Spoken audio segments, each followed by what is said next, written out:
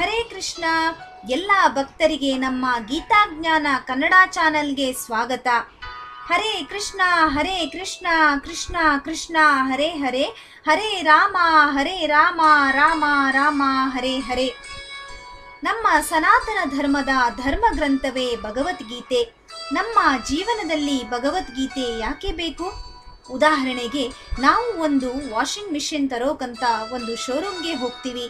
ಅಲ್ಲಿ ಆ ಮಿಷನ್ ಜೊತೆ ಒಂದು ಮ್ಯಾನ್ಯುವಲ್ ಸಿಗತ್ತೆ. ಅದು ಆ ಮಿಷನ್ನ ಹೇಗೆ ಯೂಸ್ ಮಾಡಬೇಕು ಅಂತ ಹೇಳ್ಕೊಡುತ್ತೆ.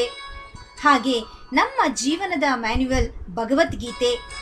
ಒಂದು ಮಿಷನ್ಗೆ ಮ್ಯಾನ್ಯುವಲ್ ಬೇಕು ಅಂದರೆ ನಮಗೆ ನಮ್ಮ ಜೀವನದ ಮ್ಯಾನ್ಯುವಲ್ ಎಷ್ಟು ಮುಖ್ಯ.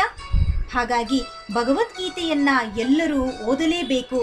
ನಮ್ಮ ಜೀವನದ ಉದ್ದೇಶವನ್ನು ತಿಳಿದುಕೊಳ್ಳಲೇಬೇಕು. ಸ್ವಯಂ ಭಗವಂತನೇ ಬೋಧಿಸಿದ ಗೀತೆಯನ್ನು ನಾವು ಓದಿ ನಮ್ಮ ಜೀವನದ ಮಹತ್ವವನ್ನು ಹಾಗೂ ಮಾನವ ಜನ್ಮದ ಉದ್ದೇಶವನ್ನು ಅರ್ಥ ಮಾಡಿಕೊಳ್ಳಬೇಕು. ಭಗವದ್ಗೀತೆ ಅಂತ ಯಾಕೆ ಹೇಳ್ತಾರೆ? ಇದು ಭಗವಂತ ಹೇಳಿದ ಗೀತೆ, ಹಾಗಾಗಿ ಇದಕ್ಕೆ ಭಗವದ್ಗೀತೆ ಅಂತ ಹೇಳ್ತಾರೆ. ಇದು ಭಗವಂತನನ್ನು ತಲುಪುವ ದಾರಿ ಹೇಳಿಕೊಡುವ ಗೀತೆಯಾಗಿದೆ. ಭಕ್ತಿಯ ದಾರಿಯಲ್ಲಿ ಹೋಗುವವರಿಗೆ ಏನೆಲ್ಲ ತಿಳ್ಕೊಳ್ಬೇಕೋ ಅದೆಲ್ಲ ಈ ಭಗವದ್ಗೀತೆಯಲ್ಲಿದೆ. ಭಗವದ್ಗೀತೆಯಲ್ಲಿ ಒಟ್ಟು 700 ಶ್ಲೋಕಗಳು ಇದೆ. ಇದು ಒಂದು ಆಧ್ಯಾತ್ಮ ತತ್ವಶಾಸ್ತ್ರ. ಎಲ್ಲ ವೇದಗಳ ಸಾರ ಭಗವದ್ಗೀತೆಯಾಗಿದೆ. ನಾವು ಏನು ತಿಳ್ಕೊಳ್ಬೇಕು ಅಂದರೆ ನಮ್ಮ ಗುರಿ ಮತ್ತು ಸಾಧನೆಯನ್ನು. ನಮಗೆ ಮೊದಲು ಗುರಿ ಇರಬೇಕು, ನಂತರ ಆ ಗುರಿಯನ್ನು ಮುಟ್ಟಲು ಸಾಧನೆ ಮಾಡಬೇಕು. ನಮ್ಮೆಲ್ಲರ ಮೂಲ ಗುರಿ, ಪ್ರತಿ ಜೀವಿಯ ಮೂಲ ಗುರಿ ಮತ್ತೆ ಭಗವದ್ಧಾಮಕ್ಕೆ ತೆರಳುವುದು.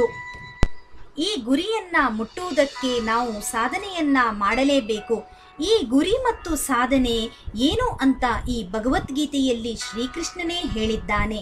ರಣರಂಗದಲ್ಲಿ ಅರ್ಜುನನು ಗೊಂದಲದಲ್ಲಿ ಇದ್ದಾಗ ಶ್ರೀಕೃಷ್ಣನು ಗೀತೆಯನ್ನು ಬೋಧಿಸುತ್ತಾನೆ. ಅರ್ಜುನ ಭಗವದ್ಗೀತೆಯನ್ನು ಯಾವಾಗ ಶ್ರವಣ ಮಾಡ್ತಾನೆ ಆಗ ಅವನಿಗೆ ನಿಜವಾದ ಜ್ಞಾನ ಪ್ರಾಪ್ತಿಯಾಗತ್ತೆ. ಹಾಗಾಗಿ ಅವನ ಎಲ್ಲ ಸಂಶಯಗಳು ನಾಶ ಆಗಿ ಕೊನೆಗೆ ಅರ್ಜುನ ಭಗವಂತನಿಗೆ ಶರಣಾಗತನಾಗ್ತಾನೆ. ಆದ್ದರಿಂದ ನಾವೆಲ್ಲರೂ ಕೂಡ ಭಗವಂತನಿಗೆ ಶರಣಾಗತರಾಗೋಣ.